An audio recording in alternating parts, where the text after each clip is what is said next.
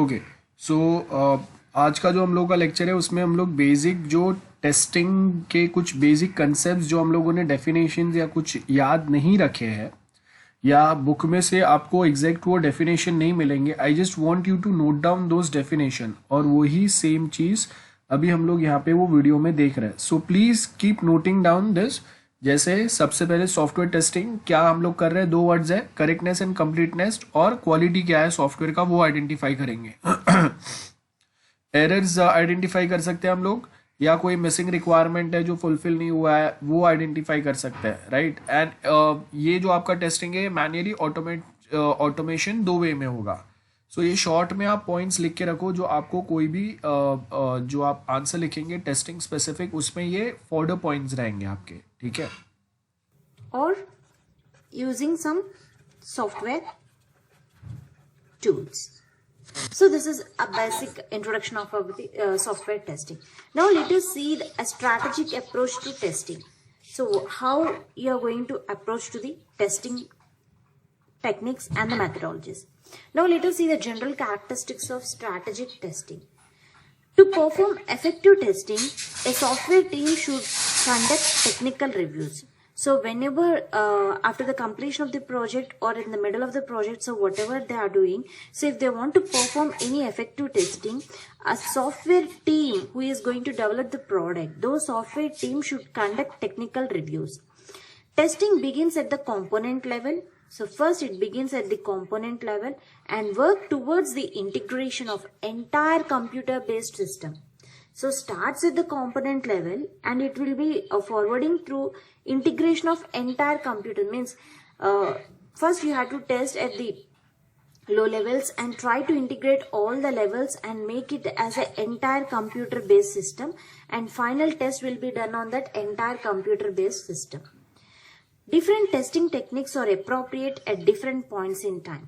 So there are so many techniques or testing techniques are available in the market. So based on the different techniques, we can based on the usage of the testing, you can take appropriate at different points in time.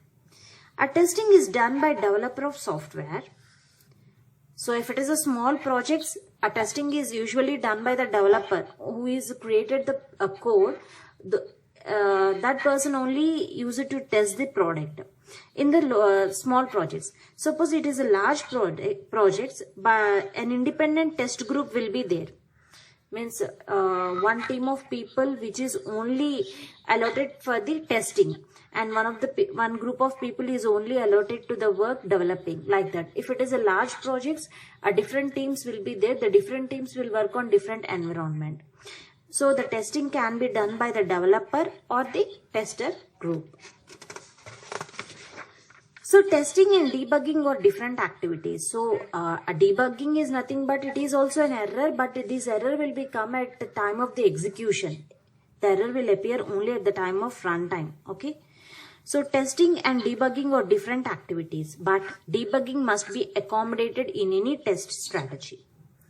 So in other words, testing is a verification and validation process. So the main, so far we have just explained about a testing will be done at different levels. So just you have to take the levels and you have to test individually, and you have integrated all the units, and finally you have to test on the complete based system, computer based system.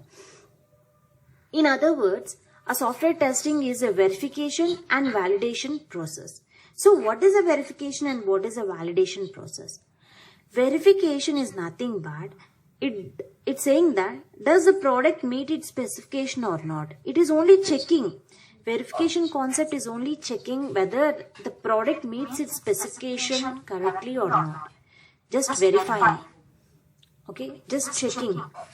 The set of activities that ensure that software correctly implements a specific function or algorithm. Whether it is implement a specific function or algorithm correctly or not, that will be called as a verification. Okay, verification means just if you are present in your home, means some other card issued people or came to your home and just they are checking your verification. They are doing your verification, or you can take the passport verifications. Means here they are verifying whether you are the person who applied to the passport or not. Just checking is the details whatever you have provided is genuine or not. Just a verification. Means it does the product meet its specification exactly or not. That is called as verification. Then what about the validation? Validation does the product performs as desired. Means the set of activities that ensure that the system has been built as traceable to customer requirements. Is the system is achieving the customer requirements or not? You have to validate by giving different inputs to the product. You have to check whether it perform as desired, whatever the customer wants. So this is another software testing can be done by verification and validation. Now let us see the strategy of testing.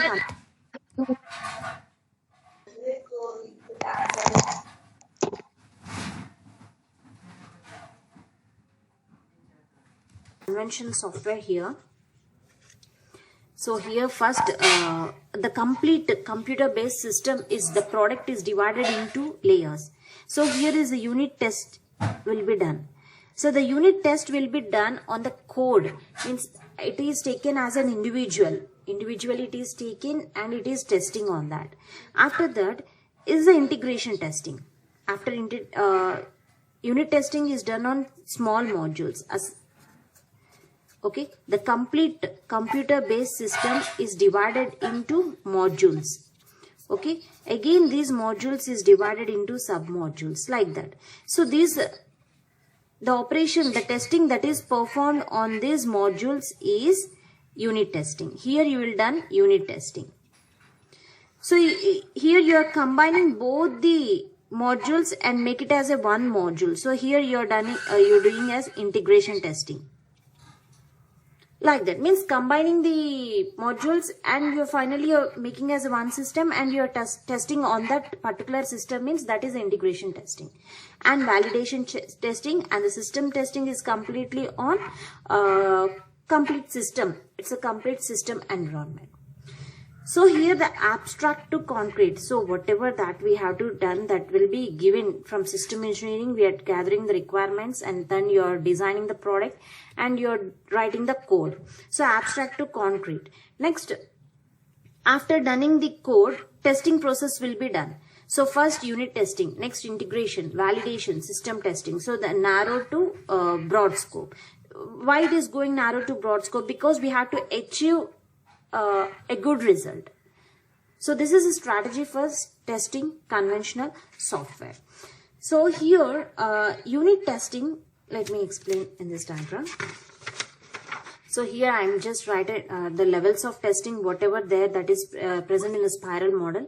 The level 1 is unit testing, level 2 is integration testing, level 3 system, level 4 regression and level 5 is the acceptance testing. So these are all the different levels of testing from low level to high level. Okay. And here, let me explain about what is an unit testing in simple words. So in the next coming videos, I'll just explain with an example in there. But here I just give this definition about what is this unit testing and what is integration testing like that. So here unit testing is nothing but it is concentrated on each unit. So here you can see this is an each unit. It is concentrated on each unit of a software as implemented in source code. So next is the integration testing. The integration testing is focused on design. So it is focusing on design and the construction of the software architecture. So integration testing is focused on the design. So that's why these both are in one spiral. Next, validation testing. The validation testing here, the software requirement analysis. So these are the requirement analysis. The software requirement analysis are validated against the software that has been constructed. And finally, the system testing. The system testing is going to test the whole system. That is the system engineering. It's going to be test the whole system as tested. And here, as I said, there's levels of testing. So here the unit testing will be converted to integrated testing. means after the testing of individual modules, they have to be combined into a single module by doing integration testing. So this can be done by the developer. Okay, and integration testing that leads to system testing is either developer or tester can test. And the system testing and the user acceptance testing means the final you're going to be release the product, so that can be done by the tester only. Okay, so कुछ basic terms जो हम लोगों को समझने थे, कुछ चीज़ें जो मैंने आपको नहीं बताया था वो हम लोगों ने यहाँ पे देखा, वो डायग्राम में देखा. सो मेक श्योर कि वो जो सर्कल डायग्राम हम लोगों ने देखा वो आपके पास रहे.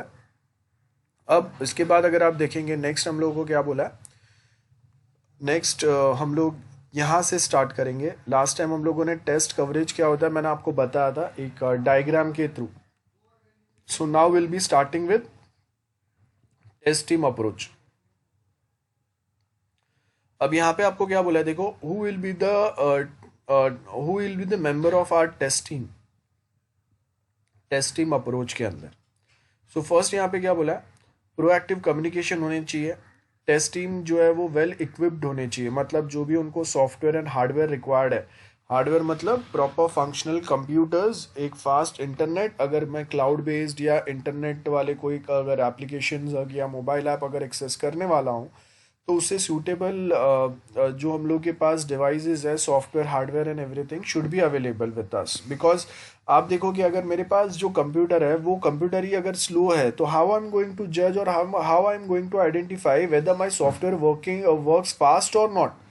तो अगर मेरे पास एक हाई एंड कंप्यूटर होगा तो ही मुझे पता चल पाएगा ना कि आपका सॉफ्टवेयर कैसा वर्कआउट हो रहा है.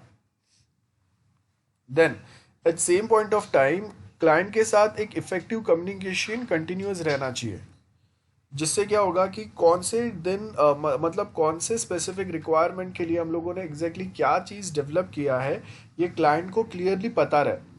बिकॉज अगर क्लाइंट को पता नहीं है और एट दी एंड हम लोग अगर सब कुछ साथ में लेके जाके क्लाइंट के पास रख रहे हैं और क्लाइंट देन सेज कि ओके ये मेरे रिक्वायरमेंट नहीं थे, ये मैंने पॉइंट्स आइडेंटिफाई नहीं किए थे, ये आपने कुछ अलग बना दिया है या ये कुछ आपने एक्स्ट्रा बना दिया है, so that will also create a problem. So इसके लिए यहाँ पे आपको क्या बोला है, इफेक्टिव कम्युनिकेशन विद क्लाइंट्स, ये एक बहुत इंपॉर्टेंट है for a successful project completion. Test team के अंदर हर किसी के roles and responsibility properly mention होने चाहिए. जैसे अगर मैं बोल रहा हूँ कि हम लोग के पास 5 सब्जेक्ट है, तो अभी 5 सब्जेक्ट में से कौन से सब्जेक्ट आपके टीवाई के, उसका कौन सा यूनिट कौन सा पर्सन हैंडल करेगा, उसका थियरी पार्ट और प्रैक्टिकल कौन हैंडल करेगा, ये रोल्स एंड रिस्पॉन्सिबिलिटी मैं प्रॉपरली डिफाइन करूंगा. जिससे क्या होगा, पूरे क्लास में जो भी स्टूडेंट्स हैं उनको इक्वल वर्क असाइन हो जाए and at same point of time किसी को कंफ्यूजन ना रहे कि ओके जैसे मैं बोल रहा हूँ कि एसक्यूए का यूनिट 1 जो है it will be handled by rule number 1 और उसका practical will be handled by rule number 2. Then same way SQA का यूनिट 2 का थियरी रूल नंबर 3 को जाएगा और उसका प्रैक्टिकल रूल नंबर 4 को जाएगा. देन यूनिट 3 का जो थियरी होगा वो रूल नंबर 5 को जाएगा और उसका प्रैक्टिकल 6 को जाएगा. Then for unit 4 roll number 7 के पास जाएगा थियरी और प्रैक्टिकल 9 के पास जाएगा. It goes like that. ठीक है. सो ये हिसाब से हम लोगों ने टेस्ट टीम के अंदर भी जो हम लोग के मॉड्यूल्स सब मॉड्यूल्स है वो और उसके कौन से बेस पे क्या कौन टेस्ट करेगा, ये सारे चीजें हम लोगों ने लेबल करके रखे. Remember roles responsibility clearly defined होनी चाहिए और उसके लिए एक क्लियर कम्युनिकेशन चैनल होना चाहिए. मतलब बहुत बार क्या होता है, हम लोगों ने कोई रोल्स रिस्पॉन्सिबिलिटी बता दी है या हम लोगों के कोई टीम ने बता दी है और उसके बाद अगर जो हम लोगों के मतलब हम लोग के जो टीम मेंबर्स है उनको कोई डाउट है तो वो डाउट सॉल्व करने के लिए या कंफ्यूजन सॉल्व करने के लिए उनके पास कोई है ही नहीं. तो मतलब क्या है, आपने बता तो दिया है लेकिन अगर उसमें उनको कुछ डाउट है तो फिर भी अभी तक उनको समझ में नहीं आ रहा है कि किसको जाके हम लोग पूछे, किसके पास से हम लोग वो डाउट जो है वो क्लियर करवाए. तो इसके लिए हम लोग के पास ये बहुत इंपॉर्टेंट चीज़ है कि आप जब अगर कोई एक पॉइंट ऑफ टाइम अगर आपको लगता है कि कोई डाउट या कोई कंफ्यूजन है तो at that very point of time आपके पास से कोई ना कोई एक ऐसा होना चाहिए जो हम लोग को क्लियरली बता सके कि अगर ये डाउट है, यहाँ पे हम लोगों ने ये मेंशन किया था, ये मेंशन किया था, डायरेक्ट कम्युनिकेशन लिंक होना चाहिए और वो फास्टर होना चाहिए। मतलब नॉर्मली बहुत बार क्या होता है कि हम लोग जब एक बड़े ऑर्गेनाइजेशन या एमएनसी में होते हैं तो वहाँ पे देन मैं इसको ईमेल भेजूंगा, वो अपने ऊपर वाले को ईमेल भेजेगा, फिर वो कभी तो ईमेल पढ़ेगा, वो ईमेल का फिर ऑफिशियली वो रिप्लाई करेगा मैनेजर को या टीम लीडर को, देन वो टीम लीडर वापस मुझे ईमेल में रिप्लाई करेगा और वो जब जाके मैं पढ़ूंगा तब मुझे वापस मेरा डाउट या कन्फ्यूजन जो है वो क्लियर होगा। अगर इतना टाइम अगर चले जाएगा एक डाउट या कंफ्यूजन क्लियर करने के लिए, तो आप देखो कि प्रोजेक्ट में अगर हम लोगों को वापस अगर कहीं पे प्रॉब्लम आता है तो ऑन टाइम वो चीज़ें ख़त्म ही नहीं हो पाएंगे, क्योंकि एक ईमेल में भेज के उसका रिप्लाई मिलने में मेरे पास 24 आवर्स टू 48 आवर्स का टाइम चले जाएगा। सो इसके लिए टेस्टिंग टीम जो है उसके रूल्स, मतलब नॉट जस्ट टेस्टिंग टीम, हम लोग यहाँ पे टेस्टिंग टीम की बात करें इसके लिए, लेकिन इसको छोड़ के जो भी आपके अलग अलग टीम्स रहेंगे, डेवलपर टीम होगा, डिजाइनर टीम रहेगा, वो हर किसी के पास एक डायरेक्ट कम्युनिकेशन चैनल होना चाहिए प्रोजेक्ट स्पेसिफिक डाउट सॉल्व करने के लिए। और हर किसी को आपको इंडिविजुअली ड्यूटीज या उनके रोल्स जो है वो असाइन करने की, एग्जैक्टली ये चीज जो है वो आपको बनाना है, ये चीज आपको बनाना है। अब ये सब चीज़ों को डाउट सॉल्व करने के लिए, क्लियर कम्युनिकेशन के लिए हम लोग के पास एक प्रोग्राम मैनेजर होगा। He is responsible for planning and execution of a programme या project to ensure that success of a project, और रिस्क जो है वो मिनिमम रहेगा और आपका स्मूथ एग्जीक्यूशन रहेगा, परफॉर्मेंस बेटर रहेगा, और ये throughout the lifetime ये चलते रहेगा। सो प्रोडक्ट स्पेसिफिकेशंस क्या रहेंगे, कौन से टाइम पे क्या चीज़ ख़त्म होना ही चाहिए, वो कौन करेगा, किसको आप रिस्पॉन्सिबिलिटी दे रहे हो, ये सब। और उसके साथ कोई अगर क्रिटिकल डिसीजंस अगर आपको लेना है, क्रिटिकल डिसीजन का मतलब कि कोई बहुत इंपॉर्टेंट फंक्शंस अगर आपको प्रोजेक्ट में ऐड करना है या अभी के लिए आपको पोस्टपोन करना है, याद रखो पोस्टपोनमेंट भी बहुत एक इम्पॉर्टेंट एक क्रिटिकल डिसीजन है। जैसे मैं अगर एक सॉफ्टवेयर अगर बना रहा हूँ कॉलेज के लिए, अब उसके अंदर एग्जाम मॉड्यूल ऐड करना है कि नहीं, तो सपोज कि कॉलेज एक्सपेक्ट कर रहा था कि जैसे ही आप सॉफ्टवेयर हैंड ओवर करोगे they will start conducting online exam, लेकिन अभी आपके पास टाइम नहीं है या रिसोर्सेज नहीं है इनफ, तो आपने क्या किया, वो डेवलपमेंट पोस्टपोन करके आपने मेंटेनेंस पे डाल दिया। मतलब जब मेंटेनेंस में जाएगा सॉफ्टवेयर वो टाइम पे हम लोग एग्जाम वाला मॉड्यूल को ऐड करेंगे। तो इसका मतलब क्या हो गया कि आपने क्लियर एक कम्युनिकेशन किए बिना आपने सर्टेन चीजें पोस्टपोन कर दी है, और जिसकी वजह से क्लाइंट अगर आपका सॉफ्टवेयर एक्सेप्ट कर भी रहा है तो भी उसके जो मेन रिक्वायरमेंट थे वो अभी भी फुलफिल नहीं हो रहे। So that will again create a problem. I hope this is clear to everyone. देखेंगे हम लोग के पास कोई ना कोई एक मेंटर होगा, जिससे क्या होगा आपका क्वालिटी एनालिसिस जो है वो इफेक्टिवली आप बता पाएंगे, इंडस्ट्री का बेस्ट प्रैक्टिस जो है वो इसको पता रहेगा या इसके पास एक्सपीरियंस रहेगा, टेस्ट एनालिसिस रहेंगे। सो अब ये टेस्ट एनालिस्ट जो रहेंगे, सॉरी एनालिसिस नहीं एनालिस्ट, और उनका मेन काम क्या रहेगा, टेस्ट को एग्जीक्यूट करो एंड उसके बाद में टेस्ट डेटा गैदर करो और देखो कि आपने जो टेस्ट केस बनाए हैं या जो डेटा आप यूज करने वाले हो, एंटर करने वाले हो सॉफ्टवेयर में, वो रिडंडेंट डेटा तो नहीं है ना, जिसको ऐड करके या एंटर करके ज्यादा कोई नया या यूनिक रिजल्ट नहीं मिलेगा। फॉर एग्जाम्पल लेट्स सपोज कि अगर मैं लॉगिन फॉर्म टेस्ट कर रहा हूँ, अब लॉगिन फॉर्म टेस्ट करने में अगर मैं बोल रहा हूँ कि मैं 10 लोगों का यूजर नेम पासवर्ड लेके आया और वो मैं एंटर करके चेक करूंगा, तो ये आपका टेस्ट डेटा हो गया। तो इसमें अभी क्या होगा कि अगर मैं एक स्टूडेंट का या एक पर्सन का यूजर नेम पासवर्ड एंटर करूं या 10 का एंटर करूं, बात तो सेम ही रहना है। गेटिंग। अब टेस्ट कब होगा आपका लॉगिन वाला फॉर्म, जब मैं यूजर नेम चेंज करता हूँ, पासवर्ड चेंज करता हूँ, या सपोज मैं बोल रहा हूँ कि मैंने वहां पे एसक्यूएल इंजेक्शन ट्राई किया, बराबर है, या और कोई चीज ट्राई की, तभी तो मुझे पता चलेगा। देन ये एनालिस्ट है, ये सिर्फ देखेगा कि आपने जो टेस्ट केस बनाया, जो टेस्ट डेटा बनाया वो कितना वैलिड है, कितना प्रॉपर है, और टेस्ट इंजीनियर ये मेन पर्सन रहेगा जो टेस्ट केस लिखेगा और वो टेस्ट केस को एग्जीक्यूट करेगा। टेस्ट केसेस कैसे रहते हैं मैंने बताया था आपको, एक्सेल फाइल टाइप रहता है, और इससे they try to cover the 100% आपका सॉफ्टवेयर जो है वो टेस्ट होगा, ये वो ट्राई करते हैं, ऐसे टेस्ट केसेस लिखते हैं। आई होप आपको याद है टेस्ट केसेस कैसे होते हैं। Okay Hi friends, in this guys, video we are going to see मैं आपको एक वीडियो बताता हूँ, उसको फॉलो करके आप अपने प्रोजेक्ट के जो टेस्ट केसेस है वो लिखेंगे। बहुत इंपॉर्टेंट है, ध्यान से देखना। उसके बाद मैं आगे वाला अपना जो यूनिट है वो कंटिन्यू करता हूँ। Listen it very carefully.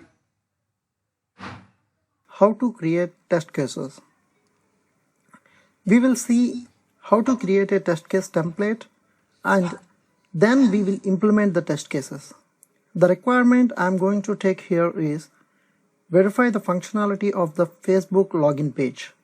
So before going to create a test case template, I'm going to open an Excel sheet to create a test case template. I'm changing the sheet name as test cases. And before adding the fields in the test case template, let's see what are the fields necessary in the test case template. While writing a test cases, we need to write a test cases for a particular module on a particular project. So we need project name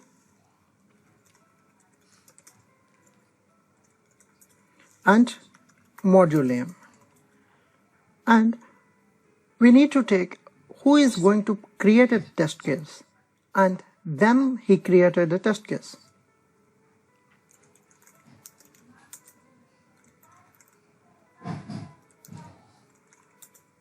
And once the test case is created, someone should review the test case either by the peers or by a team lead. So we need to add a field reviewed by and review date. So we are going to take the next field as test scenario.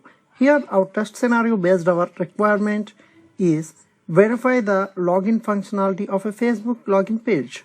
So we need to take a test scenario ID and then test scenario description. To get the smile.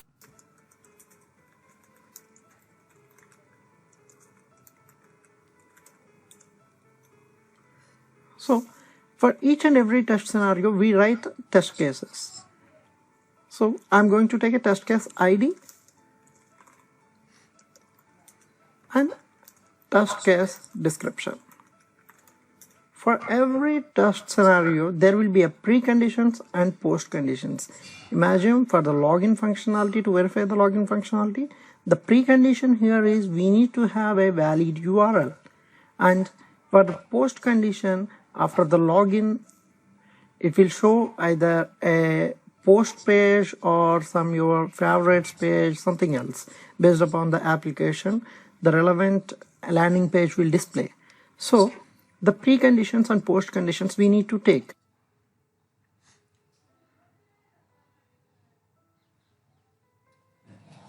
So after preconditions and post conditions, to execute a test scenario, we have to assume a expected result and actual result. So we have to take expected result field and actual result field.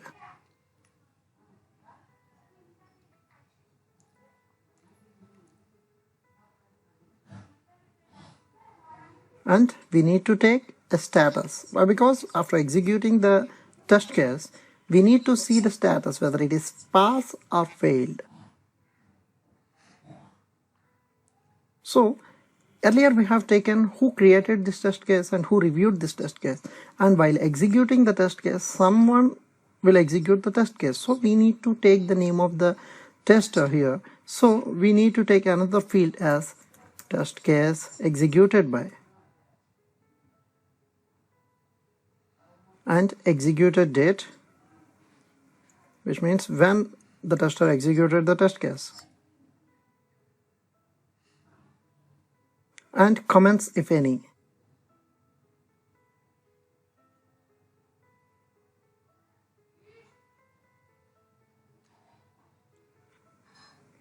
So let's reorder the fields in the template.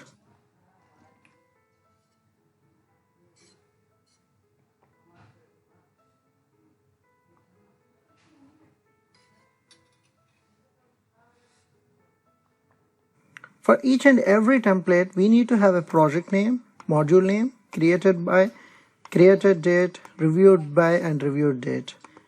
So, and these fields, I'm going to keep it as a horizontal way.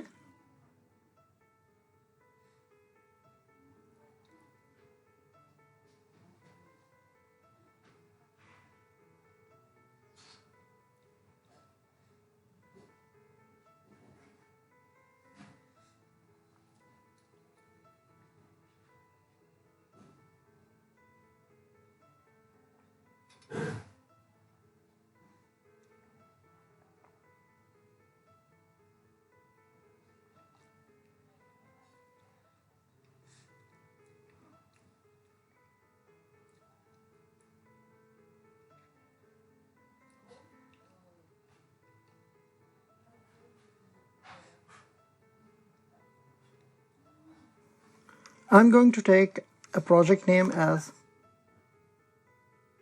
Facebook and the module name as Facebook login page. So login, and created by, and creation date, whatever the date you want,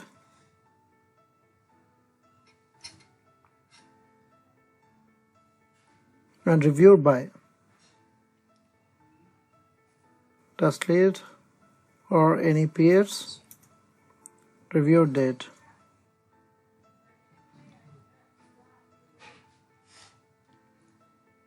And my test scenario ID is TS001.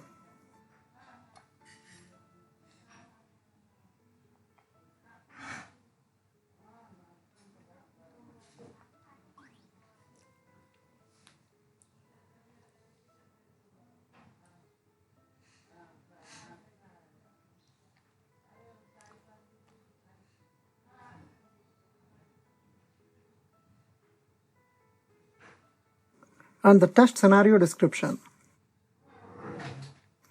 Verify the login functionality of Facebook login page.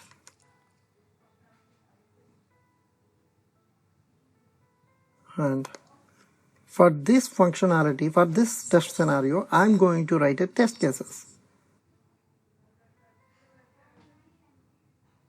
I'm going to take a test case ID. Do you see? There will be login 001, and the first test case description is a positive test case. Enter a valid username and valid password and click on login.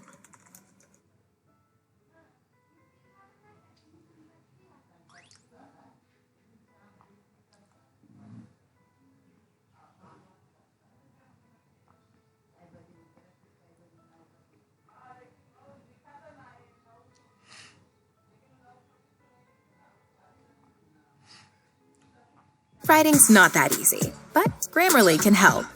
This sentence is grammatically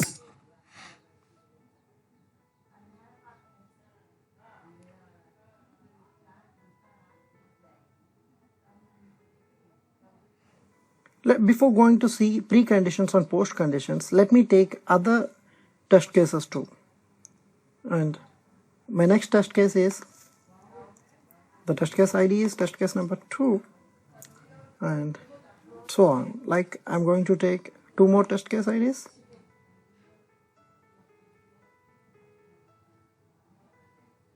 Enter a valid username and invalid password.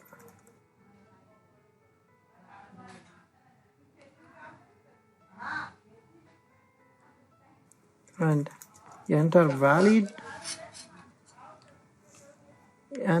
an invalid username and valid password. And finally, enter an invalid username and invalid password. Okay, fine.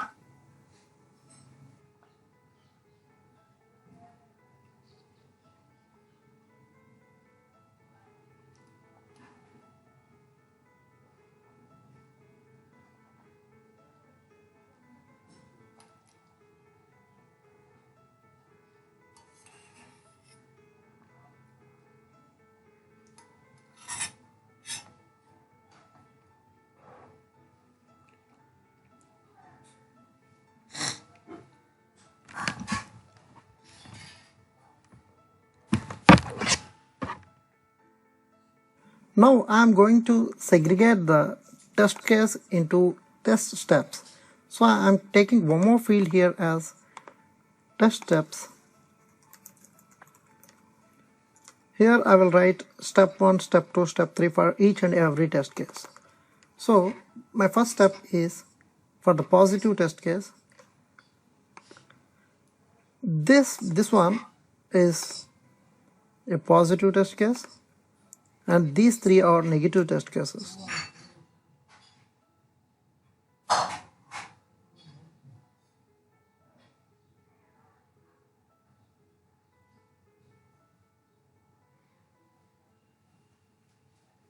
Now writing the test steps.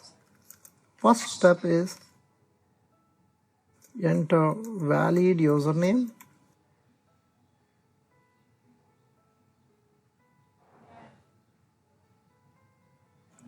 enter valid password,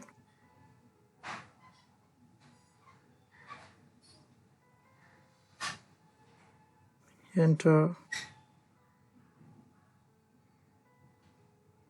click on login button.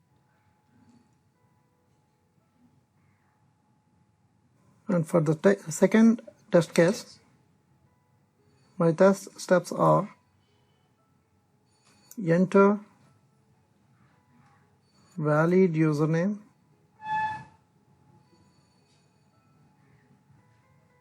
enter invalid password, click on login button.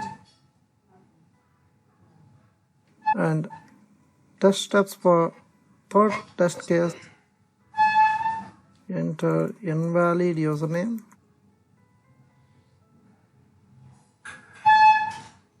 enter valid password,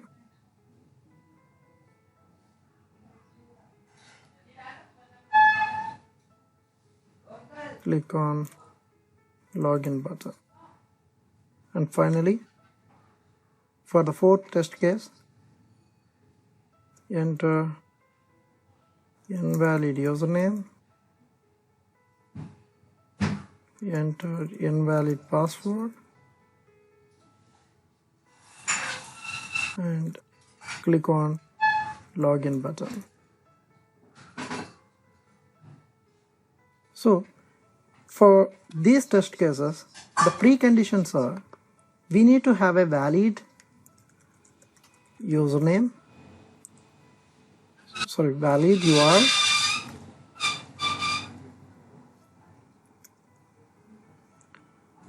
test data,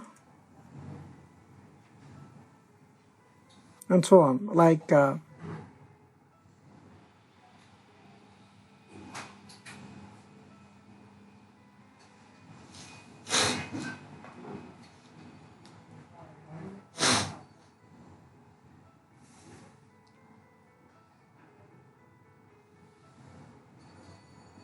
Now let's add one more field as test data.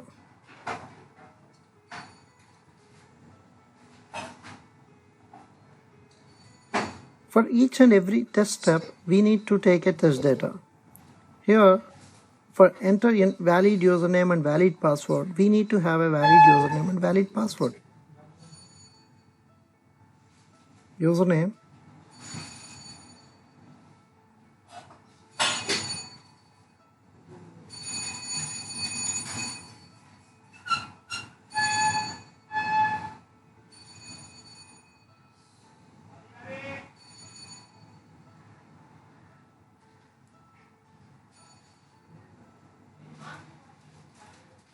For just $67. You can make as many videos as you want, and you never need to pick up a camera.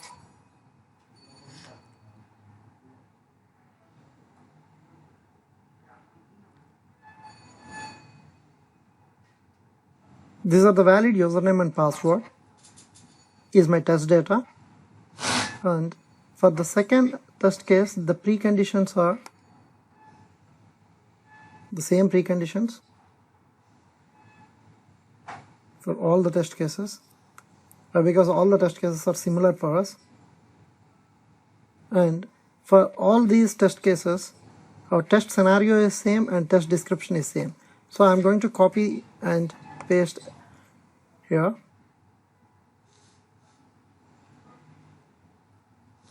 So for the second test case, my username should be valid, because based upon the test step, the username is valid, whereas the password is not valid. It's an invalid password. Actually, we are going to take an invalid password to make the test case fail.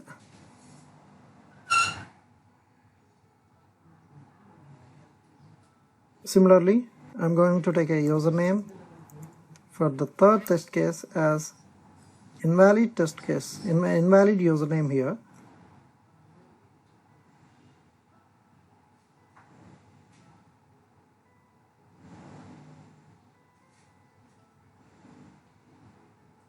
And password is valid one. See here, I took the test step 1 as enter invalid username and the valid password. So I took an invalid username and valid password. And in the final test case, the username and password are invalid.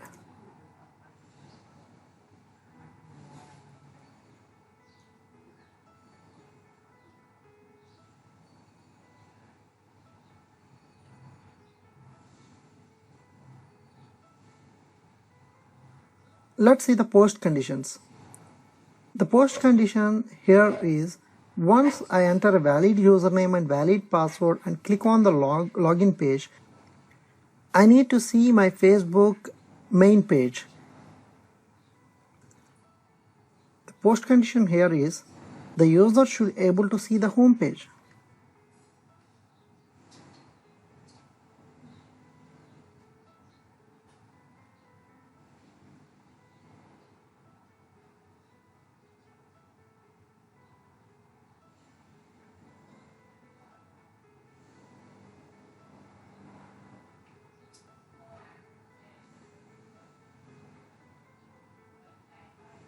The expected condition here is successful login.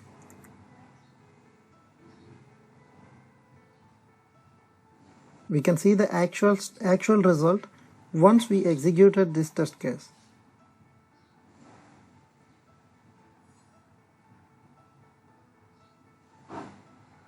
For the second test case, the post condition will be a message pop up from the Facebook login page as your username or password are invalid.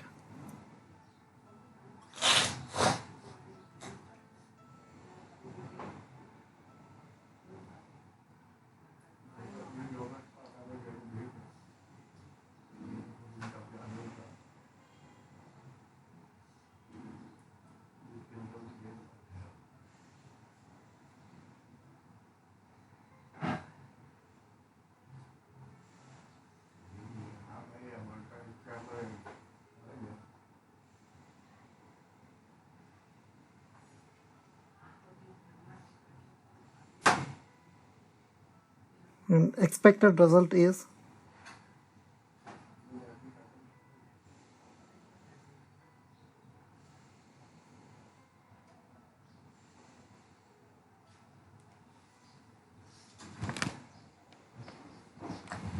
a pop-up message box to show an error that invalid username or invalid password.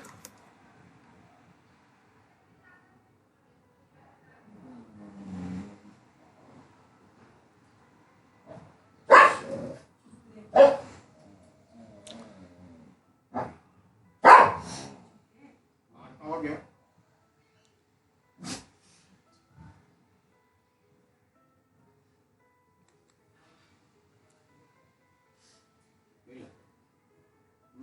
Similarly, the same way, here we are going to take the invalid username and valid password. So the post condition is same, and for the final test case also the post condition will be same. So the expected result is same for the test case 3 and test case 4. So once we execute these test cases, we can see the actual results.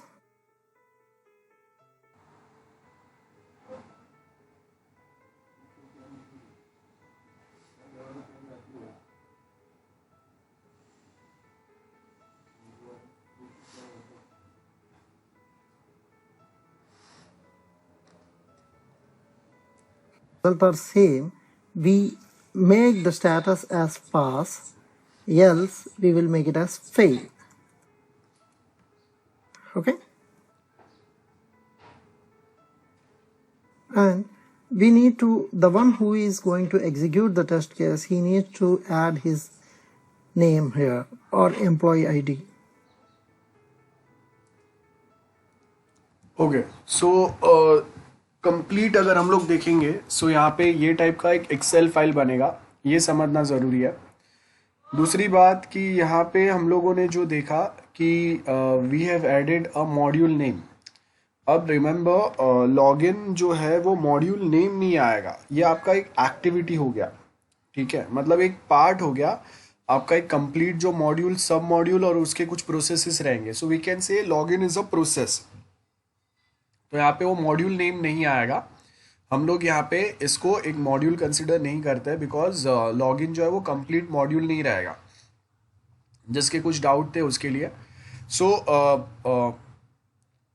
हाँ, so based on यहाँ पे अगर आप देखेंगे last में, यहाँ पे देखो ये फाइनली एक्सपेक्टेड रिजल्ट बताया हुआ है। ओके, सो एक सेकेंड, हाँ this one. So expected result जैसे सक्सेसफुल लॉगिन होना चाहिए, एक्चुअल रिजल्ट वही है, तो वो सेम हम लोग यहाँ पे लिखेंगे स्टेटस पास फेल, या फिर हम लोग बोलेंगे कि हाँ the process is going on right now. Test executed date, ये कमेंट्स का मतलब है कि हम लोग बोलेंगे कि ओके मैंने जब विंडोज़ कंप्यूटर से किया तो सक्सेसफुल आ रहा है और मैक से किया तो एरर बता रहा है। That's going to be a comments, मतलब जिसके थ्रू आगे जब अगर हम लोग ये टेस्ट रिपोर्ट आगे भेजेंगे तो उनको समझेगा कि अगर यहाँ पे स्टेटस अगर फेल है तो क्या रीजंस की वजह से फेल हो रहा है। और अगर आपको एक्स्ट्रा कुछ इन्फॉर्मेशन देना है कि अगर पास तो हो रहा है, लेकिन जब अगर मैं वहाँ पे लॉगिन पे जाके रिफ़्रेश करके ही अगर कुछ एंटर कर रहा हूँ तो ही पास हो रहा है या समथिंग, जो भी आपको अपने हिसाब से उस पर कुछ सजेशंस बताने हैं, या आपको लगता है कि हाँ ये प्रॉपर तो है लेकिन अभी भी सिक्योर नहीं है, वो टाइम पे हम लोग लिखेंगे। सो मेन पर्पज़ ये वीडियो बताने का ये था कि यहाँ पे आप देखो ये जो एक्सेल शीट बना है ना, ऐसा एक्सेल शीट आपका बनेगा जिसमें आपका प्रोजेक्ट जो है वो बड़ा नहीं है, तो आपका डायरेक्टली एक एक्सेल शीट बनेगा फॉर वन मॉड्यूल, और जिसके अंदर यहाँ पे जैसे उसने वो मॉड्यूल नेम लॉगिन लिखा था उसके जगह पे आपका मॉड्यूल नेम स्टूडेंट प्रोफेसर जो है वो आएगा, और उसके अंदर फिर आपके सब मॉड्यूल्स आएंगे, और वो सब मॉड्यूल्स का आप ऐसे ही सेम वे में लेबल करते जाओगे चीज़ों को। याद रखो, अगर ऐसा कोई वे में अगर आप बता रहे हो तो आप जब फाइनली जॉब पे लगेंगे तभी भी आपको ये बहुत ज़्यादा हेल्प करेगा। And at same point of time हम लोगों को एक फाइनल आपको मार्क्स जो इवेल्युएट मतलब जो बेसिस पे हम लोग प्रोजेक्ट इवेल्युएट करेंगे उसमें भी बहुत ज़्यादा हेल्प होगा, क्योंकि आपने अगर ये वे में अगर अपना टेस्ट रिपोर्ट बनाया ना तो वो बहुत ज़्यादा हेल्पफुल होगा, और उससे हम लोग को ये भी पता चलेगा कि हाँ आपने एक्चुअल में एक प्रोफेशनल फ्लेवर ऐड किया है उसमें।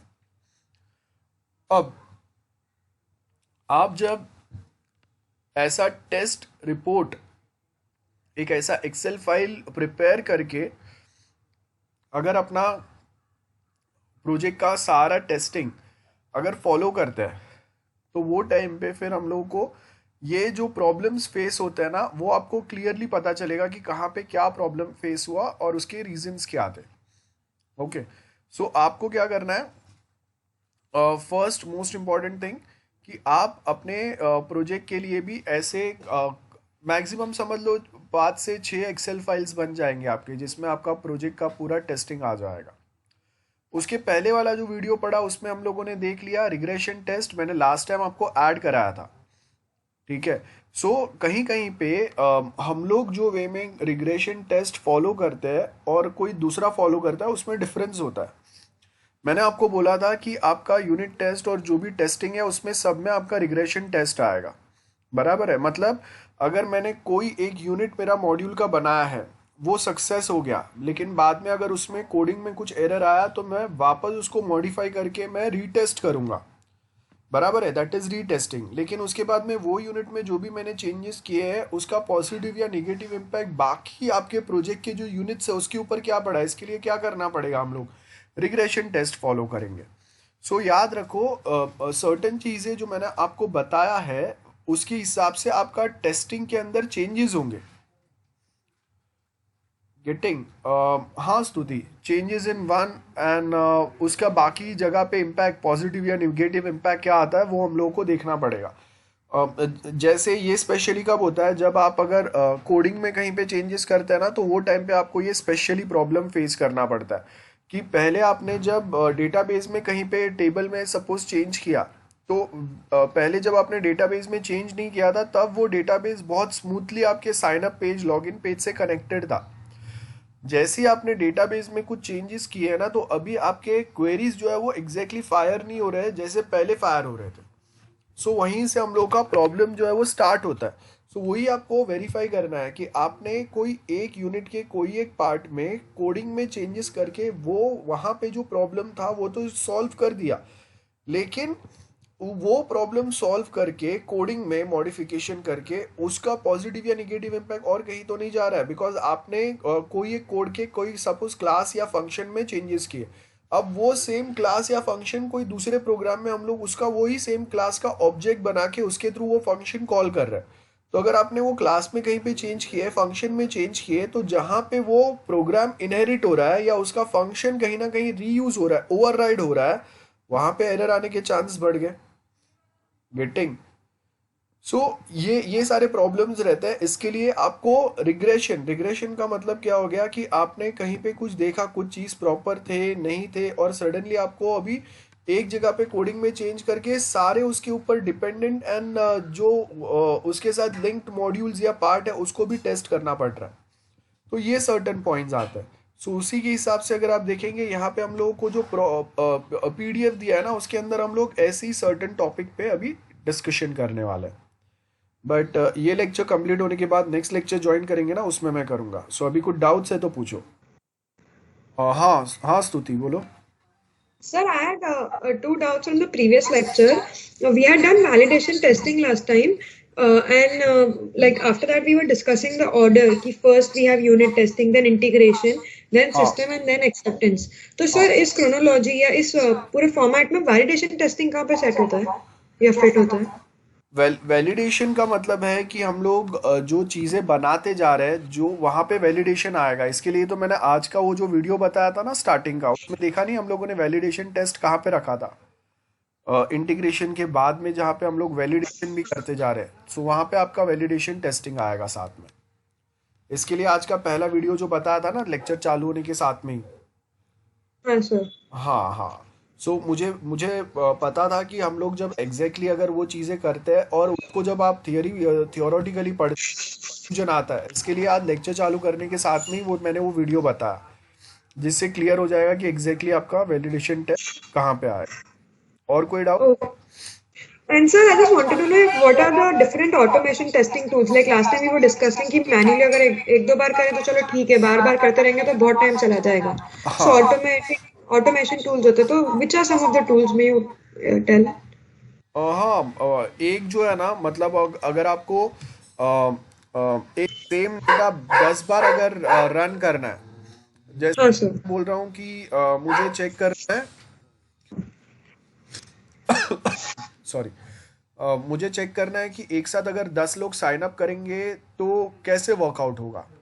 तो वो time we can directly use some of the tools like just one. So we'll just take one simple example कि automations जो हम लोग अगर apply करते हैं वो कैसे होता है, and we'll take one example of such automation tool. Mainly problem क्या हुआ है, लास्ट आपका जो पुराना सिलेबस था ना उसके अंदर हम लोग के पास अलग से एक सॉफ्टवेयर टेस्टिंग नाम का सब्जेक्ट था, और उसके अंदर we do have a practicals, और वो जो प्रैक्टिकल्स थे उसके अंदर हम लोग ऐसे टेस्टिंग टूल्स यूज करते थे. बट अभी के जो आपके प्रैक्टिकल्स है नए सिलेबस के हिसाब से वो चेंज कर दिया है, तो बिकॉज ऑफ विच आपके सर्टन टूल्स या कुछ टेक्निक्स जो है वो हम लोग डिस्कस ही नहीं कर पाते. देखो जल्दी से एक छोटा सा वीडियो देखेंगे. We have something which is called as Selenium ID. यहाँ पे अगर आप टाइटल देखोगे तो so this is one of type की ऑटोमेशन टेस्टिंग आप कैसे अप्लाई कर रहे हैं. अब याद रखो सारे जो टेस्टिंग टूल्स रहते हैं उसमें ऐसा नहीं रहता है कि वो सॉफ्टवेयर को एक्सेप्ट करेगा, प्रोजेक्ट को एक्सेप्ट करेगा कि कौन से कहाँ पे कौन से बग या एरर है.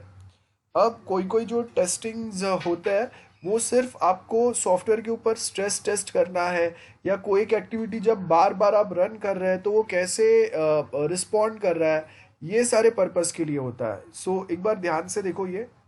It's Joe, and in this video I want to go over what I covered in my previous post on Selenium IDE and in my interview with Dave Hefner, one of the folks working on the new Selenium IDE at ApplyTools. Check it out. First thing you need to do is install Selenium. Selenium is a browser extension, so currently it's supported by both Chrome and Firefox. So if you've used Selenium IDE in the past, the new version supports not only Firefox but also Chrome. So to install in Chrome, I'm just going to click on Add to Chrome and then click on Add Extension. If you have Selenium installed, you'll see an icon in your browser toolbar. So if we click on that icon, it will bring up Selenium IDE. All right, so let's create our very first test and project within Selenium IDE. When you start up, you have an option to either create a new project or open an existing project. Let's create a new one. I'm going to call it Joe Demo. And now the base URL is the URL you're going to use for your test. So I'm just going to enter in my test site. This will bring up your application onto test. You'll know that it's recording because in the bottom right, you'll see a Selenium IDE is recording a message. So you would interact with your application.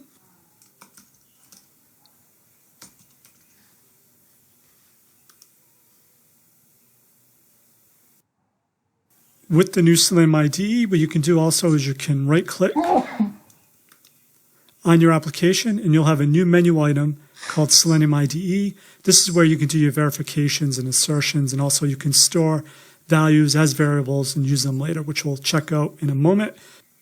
And you're going to give the test a name.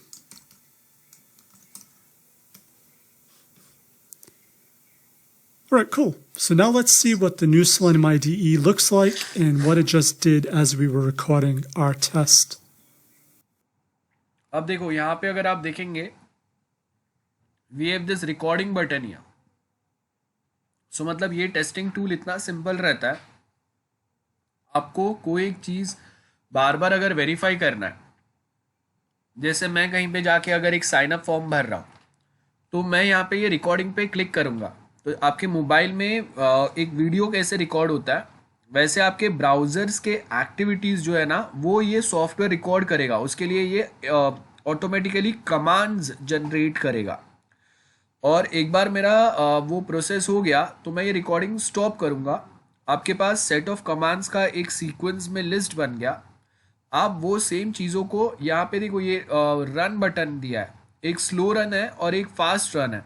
तो यहाँ से मैं run करके check करूँगा कि वापस ये same चीज़ अगर मैं 10 बार रन कर रहा हूँ या कोई दूसरे कंप्यूटर पे रन कर रहा हूँ, दूसरे 3 ऑपरेटिंग सिस्टम पे एक साथ अगर मैं साइन अप कर रहा हूँ तो वो कैसे वर्कआउट करेगा. ये सेम चीज़ हम लोग देख सकते हैं. ठीक है, ध्यान से देखो. It looks like and what it just did as we were recording our test. So the first thing I normally do when I start using a new tool is I just get familiar with the IDE. So let's just look at the different areas within Selenium IDE, and then we'll take a deeper look into what Selenium IDE actually recorded and how we can modify our script and run it and play it back. All right, so there's different areas within the IDE that I like to break things down into. The first one is the run section. And so the run section contains either a run all test option. So if we had multiple tests, you could run your whole test suite in Selenium IDE by selecting the run all test options. And you also have the run current test. So of course, this is self-explanatory, but run current test would be to run the current test. The other control I also include within the run commands is the test execution speed. So the speed control controls how fast you want the test to run. A lot of times, a good practice is just to not always do it as fast as possible. For a lot of times when you run your test, there's sometimes network latency, little hiccups in the network that cause time variations. So to handle that, sometimes you want to run your test not as fast as it can be, but maybe just a little bit slower than normal. All right, so the next set of controls I like to call the debugging controls. So the first one is the step option. This allows you to step over your test case by running each command one at a time. It's really helpful when you're debugging to go step by step and look exactly what's happening at each point within your test. It's really excellent for hard to find issues that you may not know just by running the test and looking at the results. Another cool option is the breakpoint feature. And breakpoints are really cool because they allow you to stop at a particular line of code in your test script. This is really handy to have if you have a very long test script that is failing near the end of the test run. Basically, you can do is you can pause the running to see what state your application is in before you get to that point, and then you can then use this in conjunction with your step control to step from that point on to really pinpoint what's happening in your test at a given point in time. You also have this option to pause on exception, and what this will do is the debugger will pause before a red message appears in the console or in your log. So you get to inspect what's happening before things go wrong. All right, the next section is the test control panel area. And the test control panel area contains a command, a target, a value, and a description. So the command is the action to perform against an element within your application. The target is the value to use to identify your element. The value is then the value to insert in your element. Not all elements need a value, but if they do, this is where you would enter it. And the description allows you to really name your step in a human readable format in a description that makes it really easy for anyone to understand when they're looking at your particular test script. The next options within Selenium IDE are the Selenium console options. And for this, you have your log and your reference. A log will be step-by-step the results of your test. And we'll see this in a moment when we run the test. And the second one is a reference. So if you click on any step within your test and you go to reference, it'll explain what that command is doing. So this is really helpful to get the information about the command that's currently highlighted within your test to get a little more information on what exactly it is and what the arguments are that it expects. So now that we understand the different sections within Selenium IDE, let's run our test and see the results.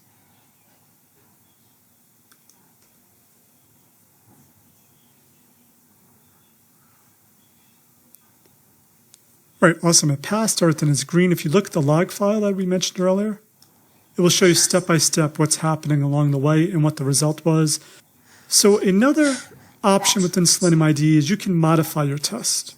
So to modify a test, if you right-click, you'll get another Selenium IDE drop-down, and that gives you different options you can perform. So you can delete lines, you can insert lines, you can add a breakpoint, and you can execute a command.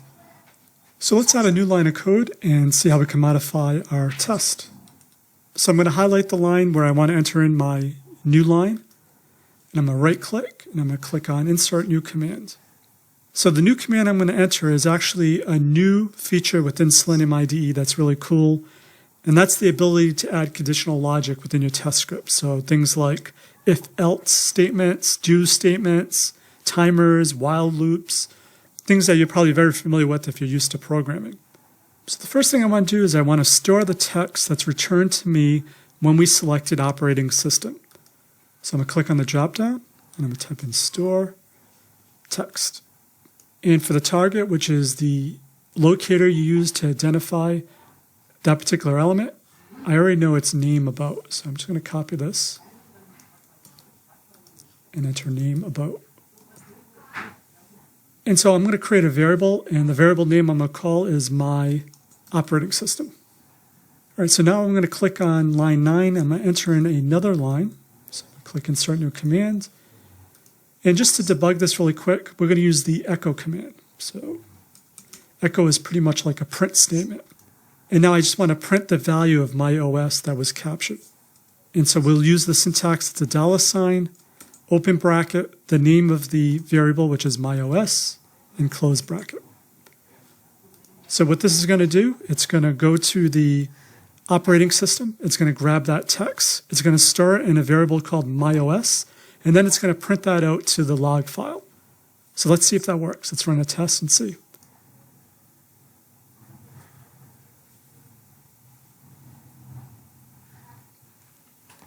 So as you can see, ये automatically. All right, so I'm glad this happened. As you notice, on the echo, it printed out the value, but the value is not what I expected. So rather than store text, I'm going to use store value. And let's run the test again.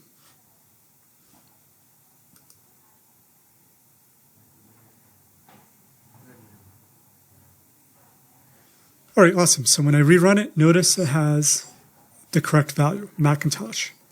All right, cool. So now we have a variable. We have it capturing the value we want. So now I just want to take a quick look on how you can add one of those new control logic features that we talked about earlier. So we're just going to add a simple if statement just so you get a handle for not only capturing a variable, but then making decisions on it later on, which is a very common activity you'll need to do as you create more and more complicated automated tests. So I'm going to add another line. And for this command, I'm going to use the if command. So if you don't know what the if command is, just go to a reference and it will tell you exactly what the if command is. All right, for our target, I'm just going to use our variable. So to get our variable, it's money sign, open bracket, myOS, close bracket.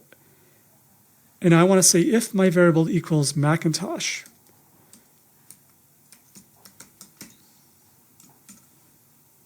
All right, awesome. So I'm going to add another line after my if.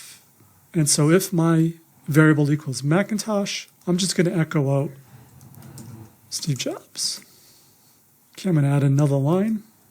So now I just want to close that if statement. So to close an if statement, there's an end statement. And if you could see within the reference, a end statement just basically terminates that control flow. All right, so let's run the test and see what happens. And notice I have a breakpoint, and that was by mistake, but when you have a breakpoint, it stops on where you have the breakpoint. I'm just going to get rid of that breakpoint and just continue running. And now let's look at the log file.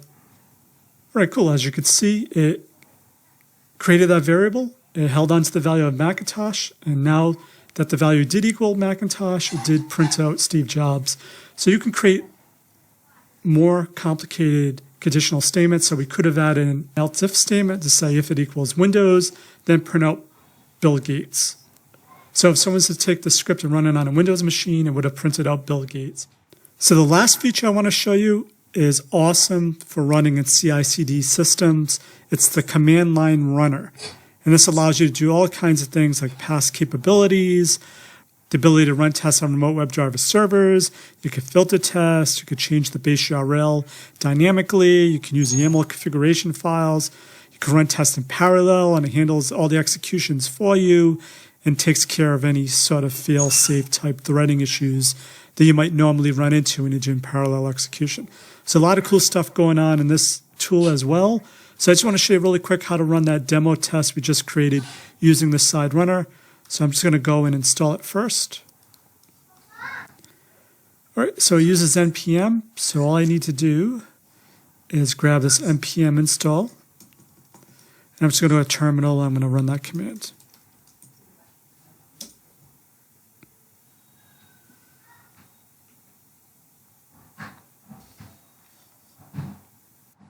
Awesome, and installed. And if we look at usage really quick, it just shows you how to run a test. When you save a Selenium test, it's saved as a .side file, which is basically a JSON file. So let's run our demo script that I saved earlier. So now let's just run our Joe demo script we created earlier using the Selenium side runner. And all you need to do is pass it the Selenium side runner, followed by the name of your script. You can also pass it a whole bunch of other parameters, But I just want to keep it as easy as possible for this quick test.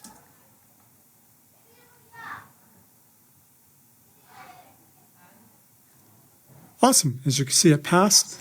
And as I mentioned, this is really useful when you're running in CI/CD. If you just want to create a quick and dirty test and just run it, say in Jenkins, because you can run it from a command line, it's very easy to use in that type of an environment. So I just want to say kudos to the original creators of Selenium IDE, also the people that brought it up now.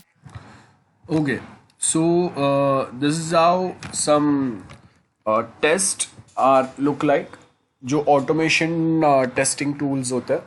This is just one example. ऐसे बहुत सारे अलग अलग purpose के लिए हम लोगों के पास अलग अलग टेस्टिंग टूल्स होता है.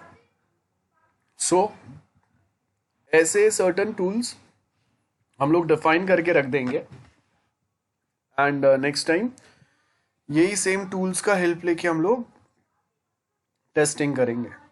ओके, सो नाउ नेक्स्ट जो हम लोग का टॉपिक है that is 2.9 process problem faced by testing. First क्या है? Unstable environment. बहुत सिंपल है, like server that gets overloaded and needs to restart few times during testing.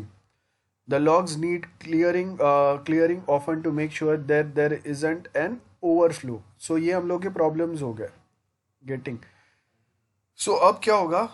ऐसा रियल में भी जब अगर होगा तो ये आपको problems आ सकते हैं. तो वो टाइम पे हम लोग then कुछ स्टेप्स फॉलो करेंगे. लाइक क्या करेंगे हम लोग? कॉमनली आपको प्रॉब्लम क्या फेस करना पड़ता है कि आप to get the access of server हम लोग को क्या करना पड़ेगा? सिंपल मेंटेनेंस वाला काम जो है वो हम लोग रखेंगे. सर्वर को कभी कभी रीस्टार्ट करते रहेंगे. क्यू जो उसमें रहेंगे वो क्लियर करते रहेंगे सो दैट ओवर बर्डन ना हो जाए हम लोग का सर्वर. या फिर मेनली हम लोग करते हैं कि हम लोग लिनक्स सर्वर यूज़ करते हैं. विंडोज़ में क्या होता है, आप देखो कि कभी आप कोई सॉफ्टवेयर इंस्टॉल करते हैं ना, तो आप मोस्ट ऑफ सॉफ्टवेयर जब आप इंस्टॉल करते हैं ना, तो वो टाइम पे आपको कहीं ना कहीं विंडोज़ को रीस्टार्ट करके वो इफेक्ट्स जो है वो इजीली अप्लाई हो जाता है. अगर आप विंडोज़ को रीस्टार्ट नहीं करते हैं ना, तो कभी कभी वो जो नए सॉफ्टवेयर आपने इंस्टॉल किए, नए फाइल्स कुछ इंस्टॉल किए, वो प्रॉपरली इफेक्ट नहीं ले पाते सर्वर के ऊपर. और लिनक्स में क्या होता है, आपने ऑलरेडी थोड़ा बहुत अगर पढ़ा रहेगा, हम लोग कोई एक स्पेसिफिक सर्वर को स्टार्ट, स्टॉप एंड रीस्टार्ट कर सकते हैं without restarting the whole operating system और द होल कंप्यूटर. सो इसके लिए बहुत बार हम लोग यहाँ पे सर्वर्स जो है वो लिनक्स बेस्ड सेटअप करते हैं. उसके ये हिसाब से बहुत ज़्यादा एडवांटेजेस होते हैं. Then tools being force, sometimes we know that tools is not fit for the job, लेकिन फिर भी हम लोग वही यूज़ कर रहे हैं, तो उससे हम लोग का अगेन प्रॉब्लम होता है, क्योंकि आपका जो टेस्टिंग है वो क्लियरली हो नहीं पाता है. वो हो गया लैक ऑफ फीडबैक लूप. मतलब आप अगर क्लाइंट को बता रहे हैं, सो उसके पास से आपको क्लियर कोई आइडिया नहीं मिल रहा है या एक करेक्ट फीडबैक नहीं आ रहा है, सो वो आपका अगेन प्रॉब्लम हो सकता है. प्री कंसीव्ड नोशंस होते हैं, like we know there are many prejudice in the work place around gender, nationality, है ना, etc. I'm not going to go into a specifics here, but unless we are starting to look at the world as a global village, everyone is equal, the work and the workplace both becomes toxic. Preconceived notion, मतलब अगर मैं बोलूँगा कि India अगर है, तो India में हम लोगों का प्रीकंसीव नोशन क्या है कि okay we don't have many literate या digitally literate people here. So उसकी वजह से आपको बहुत ज़्यादा स्पून फीडिंग करना पड़ेगा. यहाँ पे आपको बहुत ज़्यादा क्वेश्चंस आते हैं या फिर बहुत ज़्यादा कंप्लेंट्स आते हैं. तो ये कभी कभी ऐसा होता है.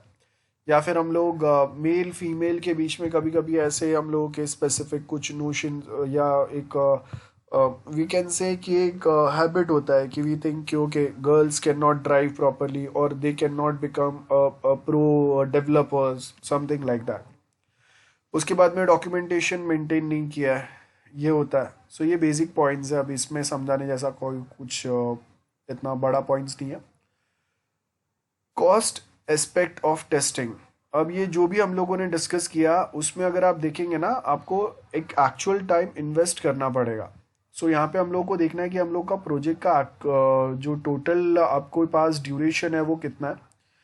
उसमें से डेवलपमेंट पे, डिजाइनिंग पे हम लोग कितना इन्वेस्ट कर रहे हैं, और आफ्टर दैट आपको पता चलेगा कि आपके पास टेस्टिंग के लिए बजट कितना बचा है और टाइम कितना बचा है, और उसके हिसाब से विल डिसाइड।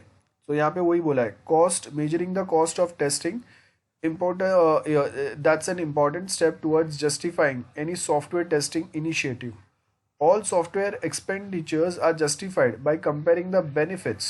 मतलब मैं अगर बोल रहा हूँ कि हम लोगों ने 2 दिन तक XYZ मॉड्यूल जो है, या first module of your software we have tested, तो आपने उसके जो टेस्ट केसेस टेबल बना, आज जो हम लोगों ने एक्सेल शीट देखा, तो वो ऐसा जब आप एक्सेल शीट बनाएंगे तो उससे हम लोग को पता चलेगा कि ओके आपने कितने टेस्ट केस लिखे हुए हैं, उसका रिजल्ट क्या आया है, एक्सपेक्टेड रिजल्ट क्या है, एक्चुअल रिजल्ट क्या है, कितने टेस्ट आपके पास हुए हैं, कितने फेल हुए हैं, और उससे हम लोगों को क्या बेनिफिट मिल रहा है। बेनिफिट मतलब हम लोगों को कोई एक ऐसे हिडन एरर्स हम लोगों को पता चल गए जो पहले हम लोगों ने आइडेंटिफाई नहीं किए थे, तो उससे आप जब ये सेम चीज को क्लाइंट एंड पे भेजेंगे तो आपको यहाँ पे बेनिफिट हो जाएगा।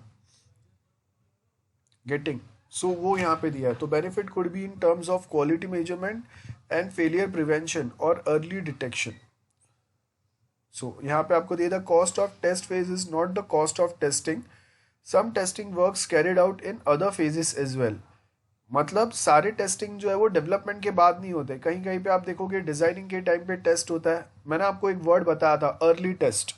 सो इसका मतलब ये क्या था, रिक्वायरमेंट गैदरिंग फेज से ही हम लोग वो हर एक फेज के ऊपर टेस्टिंग अप्लाई करते हैं। लाइक रिक्वायरमेंट गैदर करने के बाद में उसको टेस्ट करेंगे हम लोग, देन उसके बेस के ऊपर देन डिजाइन जो होगा, डिजाइन को टेस्ट करेंगे, बाद में डेवलपमेंट में तो ऑफकोर्स टेस्ट आएगा ही।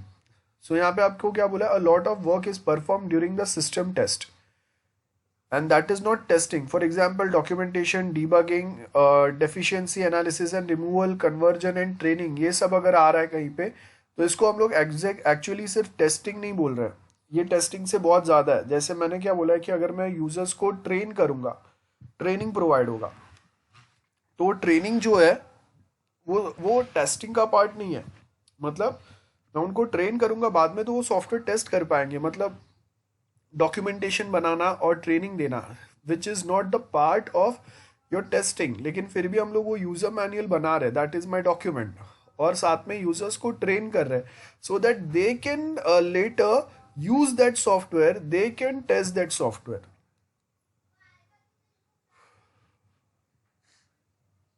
अब यहाँ पे देखो क्या बोला है, यूजुअली हम लोगों ने नोटिस क्या किया है कि सॉफ्टवेयर टेस्टिंग जो है उसका कॉस्ट आपका 15 to 25% of your total project का कॉस्ट जो रहता है उतना आता है।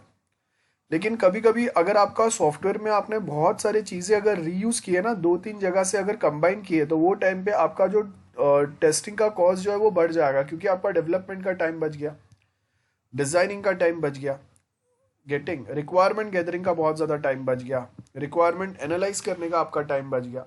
तो आपके बहुत बार जब ये सारे जो स्टेप्स होते हैं वहाँ आपके एफर्ट्स जब बच जाते हैं, तो कभी कभी आप टेस्टिंग में ज़्यादा एफर्ट्स लेते हैं। ठीक है? Hello sir. Hello yes sir. बोलो। हाँ बोलो। सर आपकी स्क्रीन नहीं दिख रही सर। स्क्रीन विजिबल नहीं है? सबको नहीं नो सर।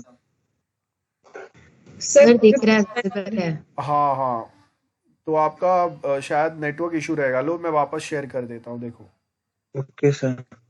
देखो वापस शेयर किया मैंने। हाँ सर अब दिख रही है।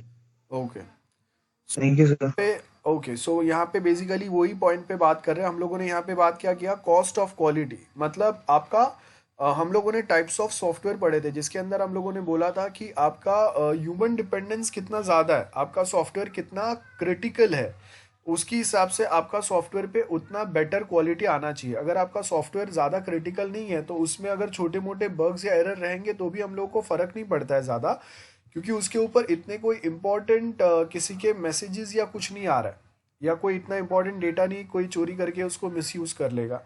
तो यहाँ पे हम लोगों का ये पॉइंट ही वो है कि जो मॉड्यूल जो पार्ट पे आप क्वालिटी की बात कर रहे हैं, तो उस पर क्वालिटी या सॉफ्टवेयर टेस्टिंग के ऊपर आपको कितना इन्वेस्ट करना है, कितना टाइम इन्वेस्ट करना है, कितना पैसा इन्वेस्ट करना है, ये मेनली डिफाइन किस पे होगा, based on the criticality of that part of your software.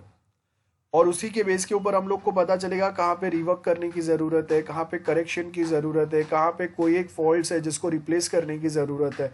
और वो अगर ज़्यादा बड़े एरर्स या बग्स नहीं है और वो part of your software is not that critical which might impact the performance of the whole system, तो वो टाइम पे उसको हम लोग टेम्पररी अवॉइड कर देंगे एंड लेटर जब मेंटेनेंस पार्ट में रहेंगे और हम लोग को टाइम मिलेगा तब हम लोग उसको सॉल्व करेंगे।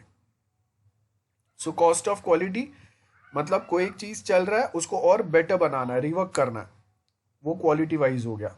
देन नेक्स्ट आपको क्या बोला, प्रिवेंशन कॉस्ट। प्रिवेंशन कॉस्ट का मतलब क्या हो गया, cost arise for efforts to prevent the defect जो फ्यूचर में आने वाले, मतलब टेस्ट कर करके हम लोग खोद के निकालेंगे। इट माइट पॉसिबल कि यहाँ से प्रॉब्लम आ जाए, यहाँ से प्रॉब्लम आ जाए। सो आप ये प्रिवेंटिव टेस्ट जो कर रहे हैं ये किसके अंदर आएगा, मैंने हम लोगों ने टाइप्स ऑफ मेंटेनेंस पढ़ा था जिसमें हम लोगों ने प्रिवेंटिव मेंटेनेंस पढ़ा था, ये उसका कॉस्ट है। Appraisal cost arise from efforts to detect defects. अब ये सब क्यों हो रहा है बेसिकली, अगर मैं टेस्टर हूं, अगर मैं ढूंढ के खोद के कोई ऐसे डिफेक्ट्स निकाल रहा हूं जो दूसरा कोई आइडेंटिफाई नहीं कर पाया, so it's going to be better for my appraisal कि मैंने अच्छा काम किया। बस वही है, टेस्टर्स जो है वो खोद के अच्छा काम निकालते हैं सो दैट वो डिफेक्ट्स जितना ज़्यादा निकालेंगे उतना उनका जो एक वैल्यू है, उनका जो एक्सपीरियंस के बेस के ऊपर वो ढूंढ के निकाल रहे हैं, उनका एक रेपुटेशन, प्रमोशन होगा, बोनस मिल सकता है, जो भी है।